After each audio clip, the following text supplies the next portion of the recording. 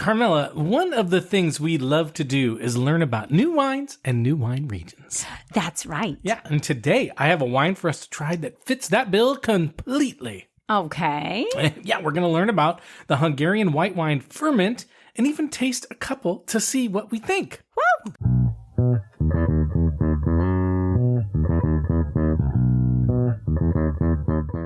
Hello, and welcome to the Wine Pair Podcast. I'm Joe, your sommelier of reasonably priced wine, and I'm a little sick, and this is my wife and my wine pairing partner in crime, Carmela. Hi there. And we are the Wine Pair.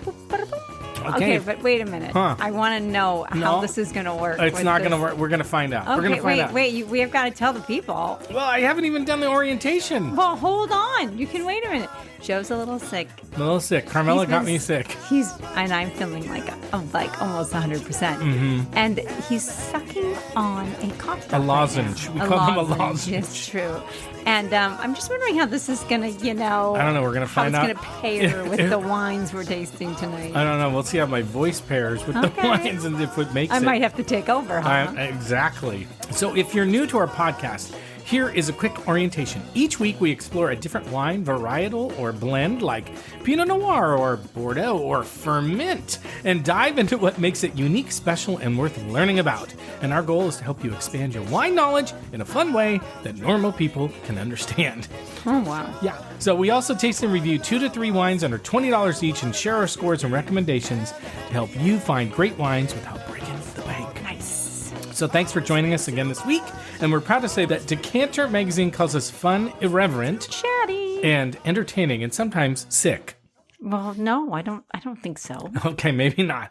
But Carmela, after a couple of weeks of having an awesome adventure in Japan, so true, with our daughter, we are back to your favorite thing. I was missing this. I know. I was like, we need to get home. I know.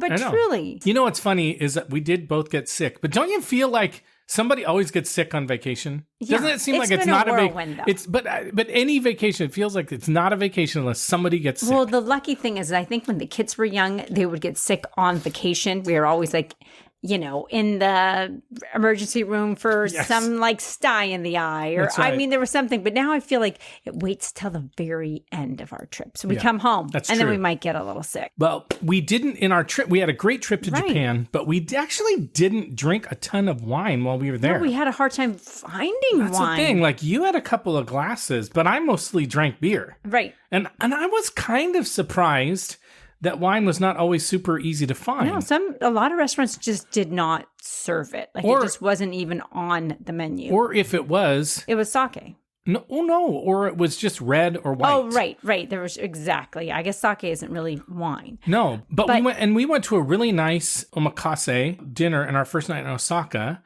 And I do have to brag a little bit, too, because you ordered a white wine, and we didn't know because it just said white wine, and I guessed what the white wine was Riesling. And it was the Riesling. We asked. It didn't say it on the menu. We just got the white wine. Yeah, then we did ask, and it was But I guessed You first. did. Mm-hmm. You did. But anyway, it was much harder to find a good variety of wines than I expected. But I think after we were there for a little bit, I kind of might have figured out at least one reason why. Okay, give it to me.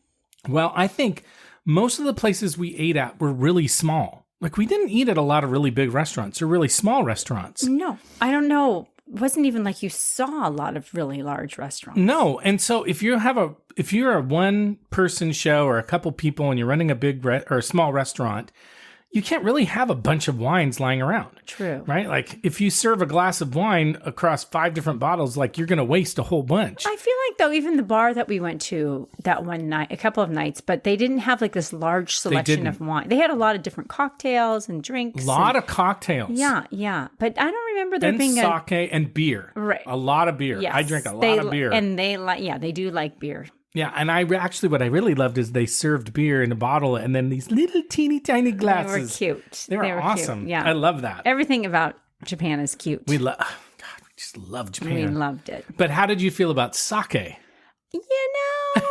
I'm still not a huge fan. It's never going to be a go-to. Yeah. But you know what? When in Tokyo, when in Japan, when in Kyoto, Osaka, whatever, you just do what they do. You do what they do. That meant drink a little sake. And I will say we did have in Kyoto, if you remember, at that curry restaurant, we had sparkling. sake. Right. And that was actually pretty good. A little bit better. Yeah. A little more tolerable. But I do have to say, like, sake. Yeah, it's just not our thing. It's not our thing. It's not our thing. You love it. That's awesome. It's just not our thing. So what? Yeah. So what? What do you care? I don't care. I don't care. Okay. Anyway, back to the topic of the day, because we could talk about Japan forever because it was like the most awesome vacation. Mm-hmm. Totally loved it. But today we're here to talk about Furmint or however you say it. And it's a white wine from Hungary.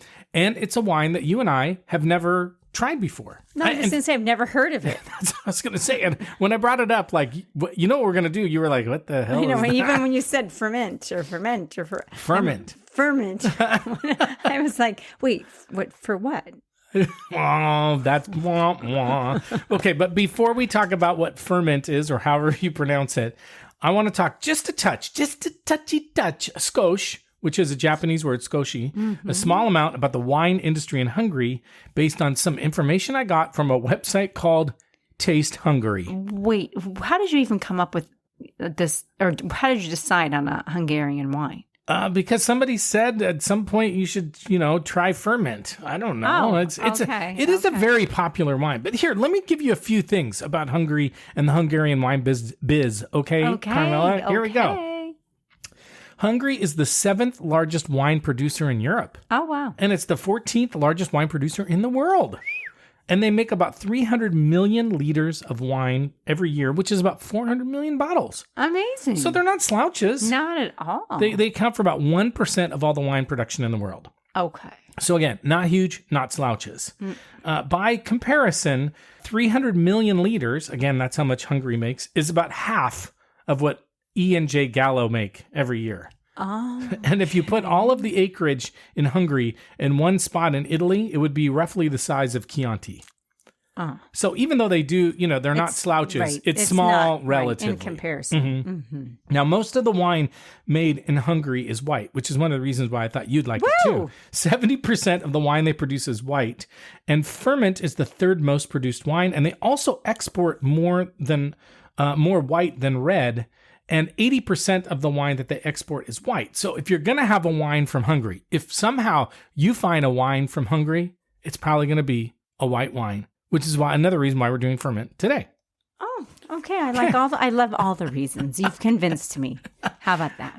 Now, here's some other interesting fun facts. You were ready to move on, but here's some other interesting fun facts about Hungarian wine. Only about 65% of the wine they produce in Hungary gets bottled. Oh, the rest of it they sell in bulk. They sell bulk. Like in barrels? Yes.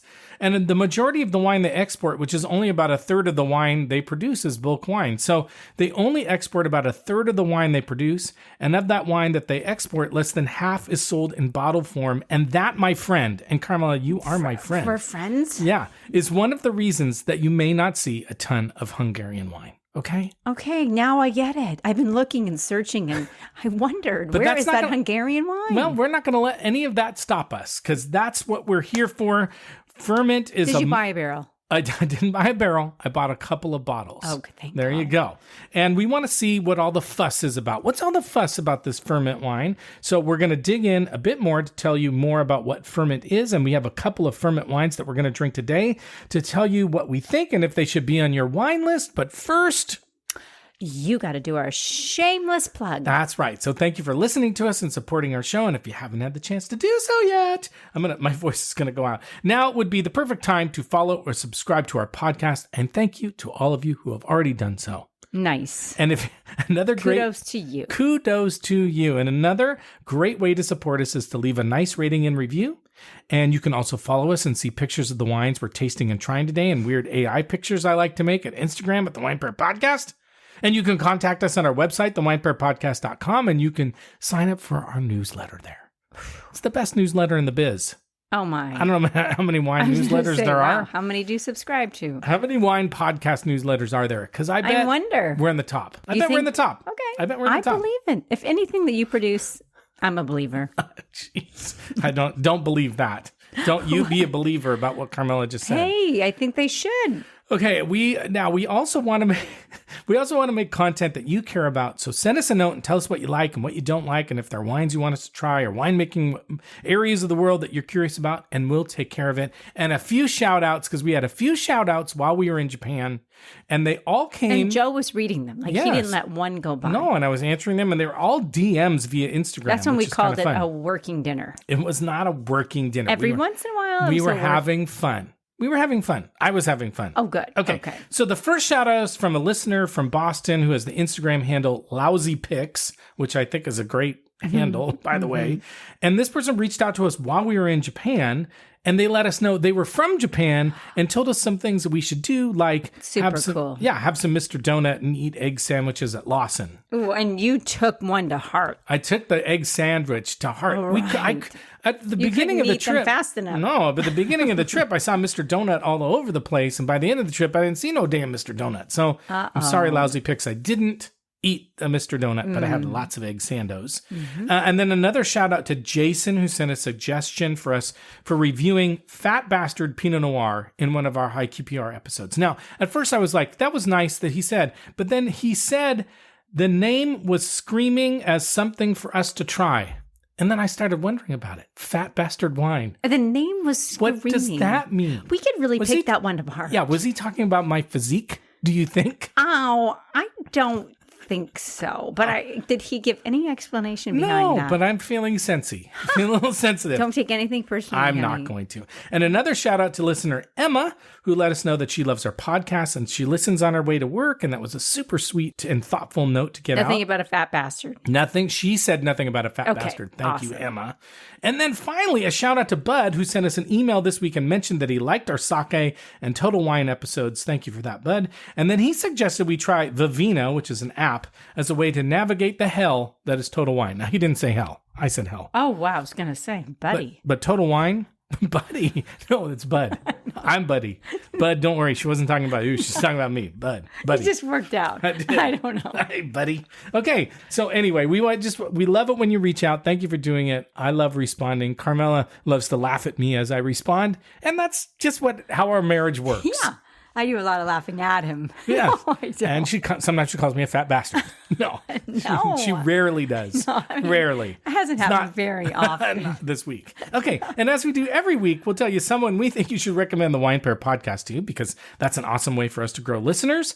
And this week, we want you to recommend us to anyone who is of Hungarian descent or just anyone who's hungry. Ba-dum-bum. Oh, no. I don't wonder if the Hungarians don't like that joke. I don't know. We're going to find out. I mean, they may hate on you for that. I know. We're going to have a bunch of hate on us. God, first fat bastard and then hating on us. I don't know. Jeez, buddy. Okay. So, Carmela, What's that, buddy? I don't know. Bud. It's Bud. I know, Bud. I'm Bud. I'm Buddy. Oh. Okay.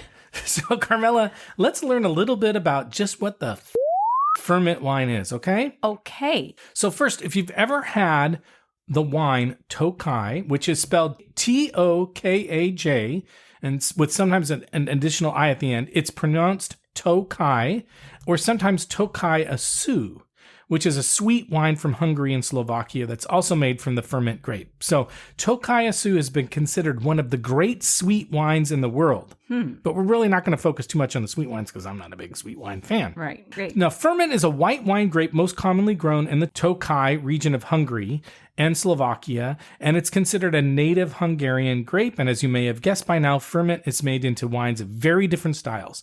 Dry white wines, super sweet Tokaj wines. And so you have to be really clear about the version of the wine you're going to drink when you look for it. So if you're looking for the wine, you want to know, is it the sweet wine or the dry wine? You're going to have to figure that out. Okay. Now, ferment is a wine grape. It goes by several different names. In Austria, it's known as Mosler. Oh, Mr. Mosler. That's right. In Slovenia, it's known as Sipon. Okay. In Croatia and Serbia, it's known as Moslavac. Okay, this is getting awfully confusing. I know. And then you can also find it in Romania and several former Soviet states, but I don't know what they're called there. That's what I got out of the interwebs. Okay. Now, when they want to make the dry version of the wine, they harvest the grapes in September. But when they want to make the sweet wine, they harvest the grapes in October after the grapes have started to shrivel and be affected by what is called noble rot, or botrytis. Isn't that weird? Sounds delicious. Sounds delicious. Wow. But that's how they make this really famous sweet wine. I can see. Yeah. You can see that probably like an older grape. Yeah. Moldy like me. grape. Like me. An older, foldy. Why are we keep talking fat about you? bastard. It's always about me. I know. Come on. I don't know. But ferment, back to ferment, Carmela, it's been grown in Hungary since at least the 16th century. And there are a variety of stories about how it found its way to Hungary, which you can find links to in our show notes. But I'm not going to talk about any of them because they were all contradictory and there were too many of them. And by the way, all the people. Were you overwhelmed? I was overwhelmed. And as you like to say, the people who actually know, they're all dead. Oh, wow. I never said that. You say that all the time. Oh my God. I did? Yeah. Huh. You say that all the time. Wow. People are dead. They're all dead. I see dead people. Wow. It is Somebody else almost said Halloween. that today. That you see dead people? No, not about me, about somebody else. That I see dead people? Do you? I don't know. God, if I you see do, we fat need to bastards, talk. I think. We need to talk. Okay, back to the wine. Okay. As the dry wine ferment is said to be crisp, refreshing, and very aromatic. Romantic. No, not romantic. what? Aromatic. Oh, aromatic. So crisp, refreshing, and very aromatic, which sounds, again, a lot like me. Okay, and it's sometimes also described as being very acidic and can be very high in alcohol, which, again, I think is a great Sounds a descriptor lot for me. like you. I think so. Yeah. So if Are you like ferment, I think or ferment? I don't know how you say it, but I think I am. If you like acidic wines, which we do, this could be a great choice. And sometimes to tame some of the acidity, producers are starting to blend or will blend the grape with other grapes or turn to barrel aging with some batonnage.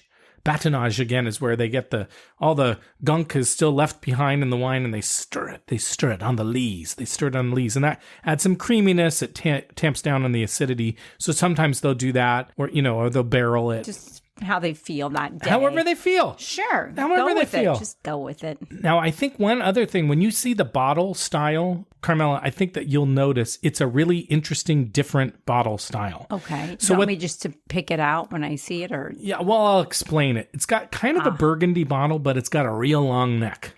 Okay. I guess I'll see it. Yeah, see what you think when you see it. Okay. I don't know why I know. Why are you looking at me like I'm supposed to say because you've got kind of a long, thin neck. And then a big burgundy body? I didn't say that. I didn't say it. Okay, let me see what this looks like. It could look like you. Are you serious? Yes. You've never compared me to a bottle of wine.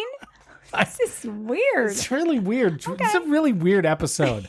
I feel like I'm off? sick. Are we off? I'm just sick and things are going out of my mouth. I have no idea. Well, I don't have any idea and what nothing's I'm coming saying. out of your mouth. I mean, except for words. I don't have a cough drop. Maybe I need another cough drop. Nah, not before you drink the wine. Yeah, I don't know. Anyway, we're curious, very curious to try this wine. We can't wait. To see what it's all about. And again, I love the WTF episodes because in the episodes, we often try wines that you've never heard of or we've never had, and it's super fun. I love that. Yeah. So let's find out about these wines that we're drinking today. What do you say, Carmela? Ready. Okay. As usual, the wines we have chosen for this episode are under $20 each. I know you're going to find that surprising, but that's true. No. I mean, I believe you. Okay. I'm not surprised. And both of them should be relatively easy to find because I bought them both at wine.com. Now, overall, Hungarian wines are not going to be super duper easy to find.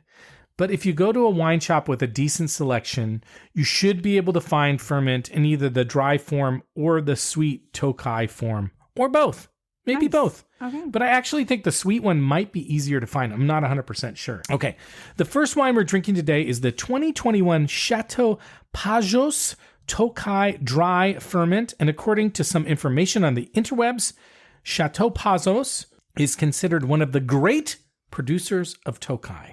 And the winery says that its sweet wines have been enjoyed by monarchs and emperors for centuries. In fact, Louis XV of France, Louis XV of France, he famously called Tokaj the wine of kings and the king of wines. Wow. Mm-hmm. And he should know because he was a king. I mean, only kings would His really name was know. King Louis. He liked the wine. Wait, that's wrong. Okay. And in 1991, that's what I said, is King Louis of France. Oh. That's my French accent. Okay. You don't think that's you very lost good? me there for a minute, but okay, I'm back on track. Okay. Anyway, in 1991, the Pajzos estate was bought by Jean-Louis Laborde, who also owns Chateau in Pomerol in Bordeaux. Anyway, that's whatever. I have a tech sheet for the wine, and so if you go to our show notes, did you know we have show notes? I knew that. Yeah, so if you go to our show notes for this episode, you can find links. And it had some good information on it. The winery where the wine comes from is on rocky, volcanic soil, which is good for grapes because, as we've said before, grapes like to be stressed out. Now, that's unlike me. That's actually totally like you. That's the first thing that's like... that I'd like to be stressed out? Well, I don't sometimes like I wonder. I am often stressed out, but I don't think I like to be stressed out.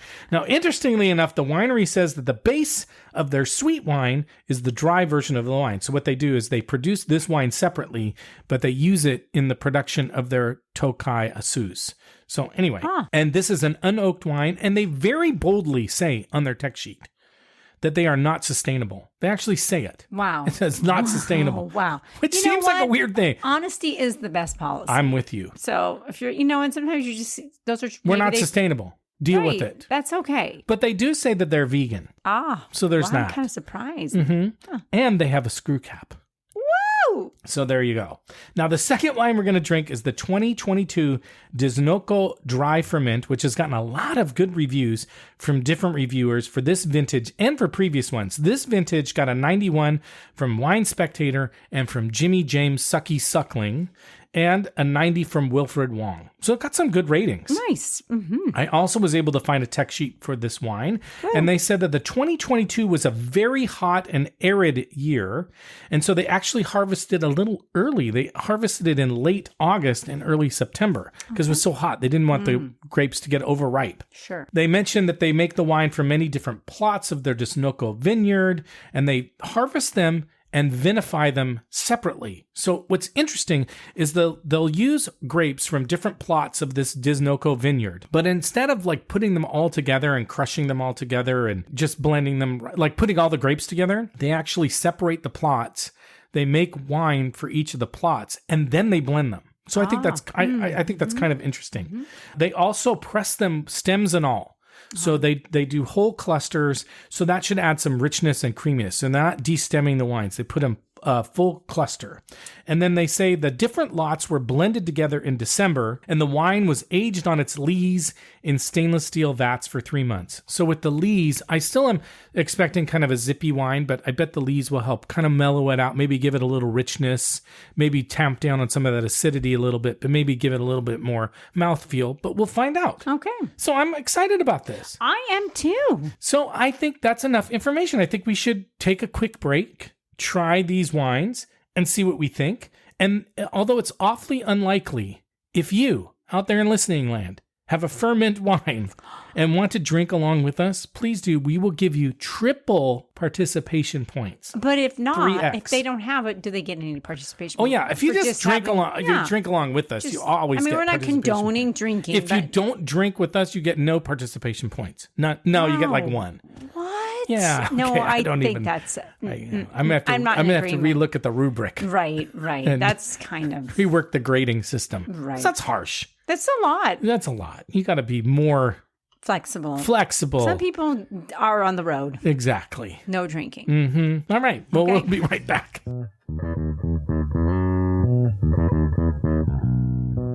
Okay, we are back, and I'm getting a lot of hell. Okay, wait a minute. I'm getting a lot of hell. I don't look like this for the bottle. wine bottle shape. I really don't think I am shaped like this bottle. Explain the shape. Okay, wait. No, it's a exactly long what neck. you said. It's a big long neck. It's kind of pear-shaped Kind of a fat at the ass. bottom. It's whatever. You're mad. I can take She's it. mad about it. I just looked at it and I'm like, It doesn't look like Carmela. It's fine. No. You know what? If that's how I look. No, you don't. I don't care. look like that. I just think it's hilarious that you saw this bottle and you thought of my shape. Anyway, it's an interesting bottle. You do have to admit, it's kind of a weird looking bottle. Yeah, I'm not sure I'm in love with it. Wow. I hope you're not in love with it. You're married to me. Anyway, okay, this is the Chateau Pajzos Tokaj. It was like like a port. Like a large port. I don't think so. Okay, sorry. I don't think so. But anyway, Chateau Pajzos Tokaj Dry Furmint. It's from Tokaj, Hungary. This is the 2021. It was $17.99 at wine.com. It's 13% alcohol. So these wines, again, can be a little bit high in alcohol for a white wine. 100% ferment. And Jamie Suckling gave this one an 89, actually. So what do you think about the color first? It's nice. It's pretty light. It's kind of vanilla-y looking, I would say. Yeah. It's creamy looking. Creamy. It is kind of it's a light yellow, kind of creamy yellow. It's pretty. Yeah. Very pretty. What do you smell? Well, I'm kind of getting a little gasoline. Oh, really? Yeah. I mean, I'm getting cough drop. Just kidding. Uh-huh. I'm getting, okay, I can get, if maybe pear or apple, for me, I'm getting a lot of pear or apple, but I think if I kind of swirl it and put my nose right down in there, I can get a little bit of that gasoline kind of smell. I don't know, just a touch. But I'm getting a little bit of peach, a little bit of orchard fruit, and a little bit of stone fruit. So I feel like apple, but also a little bit of peachy. And I do kind of feel like there is a little, this is always weird, but a little creaminess on the smell. I think so too. A little bit of, it's almost like vanilla cream or vanilla ice cream. Yeah, vanilla, a little vanilla. Yeah, a little bit. Okay, well, let's try it and see what we think. Okay. Oh, funny enough. It's very crisp. Yeah, but I'm getting a touch of sweetness on it. Mm-hmm. Like I'm definitely getting apple, kind of like an apple crisp, a little bit of like a pie crust along with it. I think my taste is a little bit off. Could be because of my sickness. I'm feeling like it's pretty acidic. Okay. Are you getting the acid? Very lemony to me. It's very some lemony. Lemon for sure, but I am kind of getting like a Granny Smith apple crisp, so that there's a touch of bite in those apples. Yeah, but there's still sweetness in them. I agree, and interestingly enough, too. For a really acidic wine, it actually has some body to it. Yeah. A lot of times these really acidic wines, they're super thin. They just don't have a lot of body. I feel like this has some body. Mm-hmm. What food might you pair with this? Well, I think this would be really nice with fish. Even like, I'm thinking like, I don't know, like a pasta with like shrimp in it. I think you could also do like fish and chips with sushi? This. Would you do sushi? Sushi, sure. Yeah. What about you? Yeah, I think so. I will say I think my taste is a little bit off today because of the sickness. For sure. But I do feel like it is a fish wine. Yeah. It's a fish wine. Yeah, and I think salmon would be like baked salmon, grilled salmon. But I think you could also do like chicken dishes, creamy pastas. I feel like that would work well with this. But it is very racy, like acidic. Yeah, I think so. Don't you think, or am I overblowing No, I think it is too. I think it is. There's definitely, it's definitely tart. There's a little bit of tartness on it. I'm getting acidic. Granny Smith on it for Granny sure. Smith, Granny and I think Smith even apple. that lemon too. Like almost like, remember we've talked about how like our moms would put a little lemon juice on an apple, and it would. I think I'm getting a little of that. Do you feel like it has a little lemongrass, like a little herby, or no? Maybe a touch. Yeah, I think so. But you know what's one thing that's interesting too, because a lot of times these acidic wines will have bitterness on it. I don't feel like this has a lot of bitterness on it. No, I don't either. I'm not getting that. That's what I'm saying. Like, I know you're getting a lot of acidity. I am too, but I'm also getting this little bit of a tamp down. Like, there's a little bit of like brioche or crust or something that's also in it that's making it a little less, like a little creamier. Yeah. Again. You know what? I think that's where I'm sensing it more because my taste is a little off. I think I'm sensing it more as the mouth feel. I think it's a good wine. I think it's very good. Mm-hmm. Yeah. So as a reminder on our rating scale, we're going to rate this wine. So as a reminder on our rating scale, we rate on a scale of 1 to 10, no half points, only whole points. 7 and above means we're going to buy it. 4 below means we're going to pour it down the sink. And a 5 or a 6 means we're going to drink it and finish it, but we're probably not going to buy it. So what rating would you give this wine? I don't know. I'm kind of going for an 8. Oh, you like it? I like it. I feel like my taste is off and I'm frustrated by that because I think I would like it more than I'm going to give it a 7. Okay. I think it's a very good wine.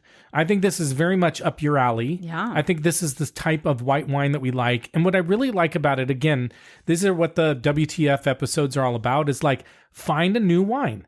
Like, find a wine that you haven't had before, but that you know you're going to enjoy, and maybe you serve it to people, and they're like, "Oh, I never heard of this wine. It's kind of fun, Right? That you have a wine that you're like, try this. I bet you And like it." you know what? It's a beautiful bottle. The bottle is got such a nice Sexy. body.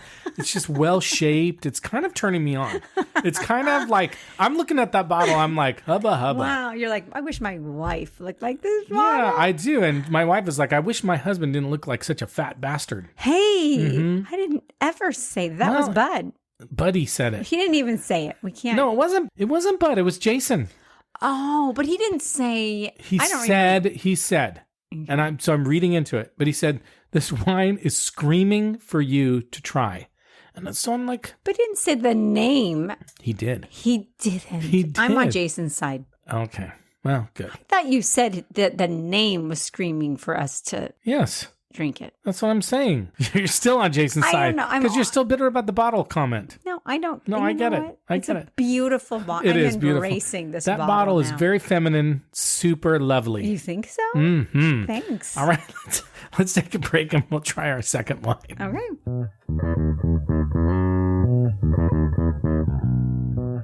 Okay, we are back and we are ready to try our next wine, another beautiful bottle. Amazing. But actually, this one I was surprised by, so I thought it had a cork, and it does, but it's a glass. It's actually a glass stopper. They're so beautiful. Yeah. I really think they're, and actually, they're And so. you said they should all be that way. Well, only because it's so like a screw cap. It's a nice way to be able to keep them fresh. Yeah. Yeah. You know, to save them. Although I will say it was much harder to remove than a screw cap. Oh, yeah. It took us yeah. a few tries. But easier In fact, than a you cork. had to do it. Yes. Yes. Well, if you don't have a corkscrew. Yes.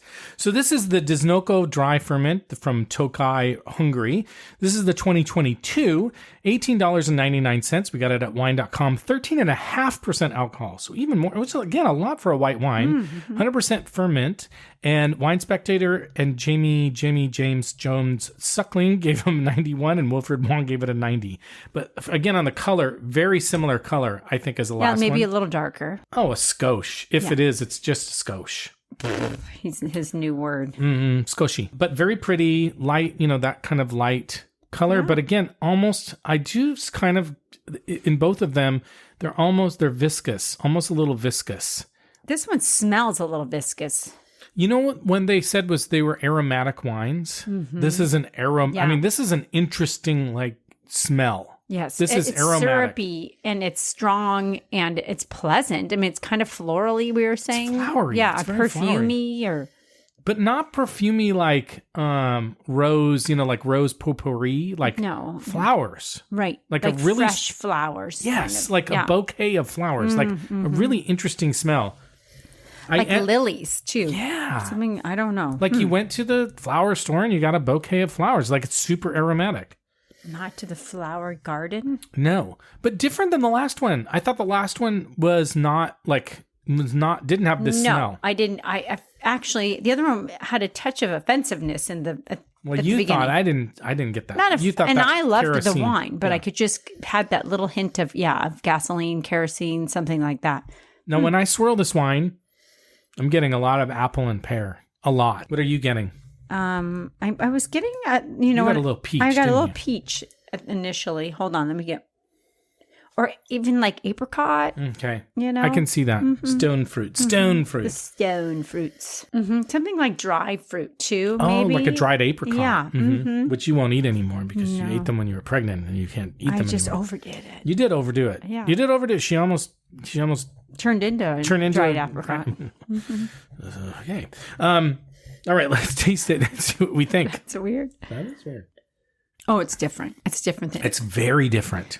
It's not nearly as acidic. It's acidic. but not. It's almost. Oh gosh, This I one can't has put bitterness. my finger on It it. has bitterness on it, for sure. Granny Smith bitterness. Yeah, but there's something else. Hold on. There might be some baking spices on this. Maybe. I feel like this one is tasting a little kerosene to me. My taste is all off. Like I'm really not tasting well today, but it's got some like I bitterness was about to it. say. I mean, look at the way you're tasting. Oh, you don't taste very good. Why are you tasting? So that we're going to way? have to rely on your taste. Oh, wow. Go for it. You I have don't good- really quite know. Well, I mean, like I said, There's something I'm getting some sort of cinnamon or baking spices. There's maybe even like a hint of maple on it. Oh, interesting. Yeah. Sweetness. You're getting some sweetness. Some sweetness on it. Yeah. I mean, or like a here I'm back to this, but yeah, like brown sugar, like a peach with pie with brown sugar. I wonder how much of that has to do with the fact that these were like, fully stemmed, they crushed them with the stem. Yeah. I think, and then, stirred on the lees. I think you can taste some of that. I feel like it's kind of a rich wine. Definitely. Yeah. It's got even a bigger mouthfeel than the last one. For sure. And again, I think that's from the lees and the stems and all that stuff. Yeah. What would you eat with this guy? This is, to me, maybe a touch more versatile because it's not quite as acidic. So I feel like, Thanksgiving wine, poultry, like a lot of dishes like that, white pizza, like sandwiches, like it's a charcuterie board wine. I was going to say, it kind of reminds me of like stinky cheese wine. Yeah. Like a nice stinky cheese wine platter. Yeah, I agree. Crackers and cheese and charcuterie. Where the first one, which I really liked, was super acidic. This one it's acidic, but it's just different feel to it. And I think it's more, to me, it maybe could go with a broader array of foods. Yeah, I think so. Spicy foods. Right. Indian food. It'd be nice with Indian food. Sometimes, because there's some of the different spices in the Indian food would really pair well with this. Yeah, I think so too. Okay, well, let's rate this wine. What would you rate it? So I think I'm going to give it a 7. Like, I like it, but not as much as the last one. Yeah. But I would buy it. Just for the bottle itself. Yeah, I'm going to give it a 7 as well, only because I can't really judge very well the taste of it. So I like it, but I feel like if my taste buds were more normal, I might think differently, but I'd buy it. I would buy it. Okay. Now, which of these are you going to finish tonight, Carmela? That's tough. Probably the first one, but it might depend on what we get for dinner. Yeah, true. But I think the first one as well. Yeah. I think that would be the one. That's definitely one that I like the most. But we like them both. Let's not, let's not quibble. Right. Let's not quibble. Let's not. We're not fighting over here. All right. So let's talk about the taste profiles expected from Furmint. Wine Enthusiast says pineapple, lemon blossom, orange rind, ripe pear, white peach, yellow peach, and apricot. So we're getting some of that. Wait, you said pineapple. Pineapple. I kind of get... But the second wine, little pineapple on it. A little bit of pineapple. Maybe that's that spicy. Sometimes pineapple almost has a spiciness to it. Yeah. And it's also like, depending on the ripeness of this is like the second one is kind of like an overly ripe pineapple. Yeah. Okay. The Chateau Pajzos. The winery says bright, zesty, fresh, grapefruit to apricot with notes of nuts, minerals, and spice. Sucky James Suckling said very bright and fresh with mint and lime notes. Mint, I don't know. Fruity and crisp, medium bodied palate. Champion Wine Cellar says leads with citrus and a brighter core that finishes with a lilting minerality that feels drier than the previous vintage. I can't judge that.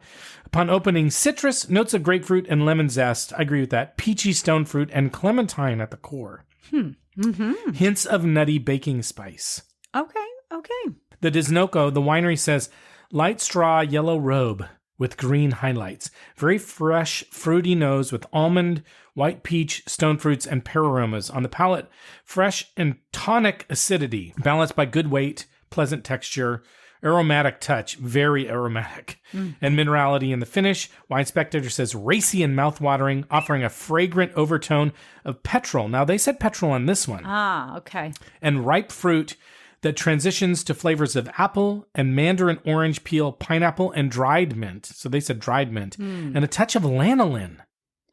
That's interesting. That's a weird one. Yeah, shows real drive and mineral character with a well-spiced and persistent finish. So good job on that one, Carmela. Thanks. Wilfred Wrong says wine exhibits aromas and flavors of chalky notes and bright citrus. And James Suckling says attractive aromas of citrus fruit and white peaches, hints of orchid blossom, where we were getting the fruit, and fine herbs.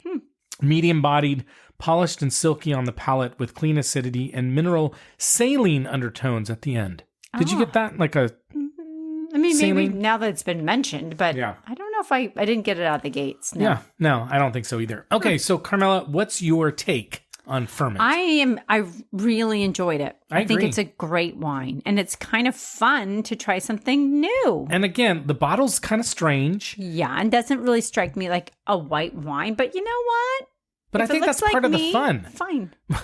That's not what I was going to say. It's fun, like you. No, but I mean, it's kind of a fun thing to bring. Again, this is one of those wines where I feel like if you wanted to like impress your friends with something different, like, hey, we're going to try something different tonight. I think you're going to like it. This is a great wine to try. Right. And it is. It's a little bit like inconspicuous. I agree. It's a little bit of a mystery when you see this bottle. Yeah. You don't know what you're getting into. I mean, it could very well be a red wine. It's such a dark, weird bottle. Yeah, both of them are really dark bottles. Yeah. But again, to me, that's kind of the fun. And by the way, if you're thinking about Hungarian wine, I don't know why. If you wake up thinking about Hungarian wine. No, that's not what I was going to say. But it's like if somebody said, we're going to have a wine from Hungary, I don't know why, but the first thing to my mind would not be a crisp, acidic white wine. I just wouldn't think that. More of like a fall, like a red. Yeah, that's what I think. Richer. Weird. I don't know why I'm thinking that, but it's just weird. All right, Carmela, it's time for us to go. But before we do, we want to thank you very much for listening to us.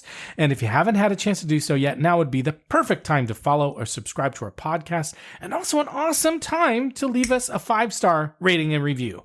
That's an awesome way to help us grow listeners. Put that cork back in the bottle. Put that little glass cap back in, and you could hear it. Yes, thank you, Carmela. I'm so sorry. We'd also love to hear from you about a wine you'd like us to taste and review, or just things you want us to do on the podcast. On the podcast. You can leave a message. I'm sick, ladies and gentlemen. I can't think straight. Is there such thing as a webcast? There is a webcast. We're not doing one right now, though. Okay. You can leave a message for us on our website, thewinepairpodcast.com, and you can join our email newsletter there. And if you missed our last one, what? Nothing on our pod site. On our podcast site webisode. No, you said it right. What did I say? No, you said it correctly. I was just trying to... Webcast. I don't webcast know. pod site. Okay, now we're just... Who knows what we're saying? I don't know anymore. People have stopped listening. Mm-hmm. And if you missed our latest newsletter, email me and I will send it to you. I promise. I will. And you can do that by reaching out to us at joe@thewinepairpodcast.com. And with that, we're going to sign off and thank you again. And we'll see you next time. And as we like to say, life is short, Carmela. Wow. So you really shouldn't drink shitty wine. Never. And we'll tell you what's shitty and what's not shitty. Okay? Okay. All right. Have a great rest of your week or weekend or day or evening or whenever the hell you're listening to us. Just have a good rest of whatever. Just have a good one. Ciao, ciao. Bye-bye. And the happy ending at the end of our story. Always think too much. Always drink too much. Always pray too much. Always think too much. And when I'm with you too much.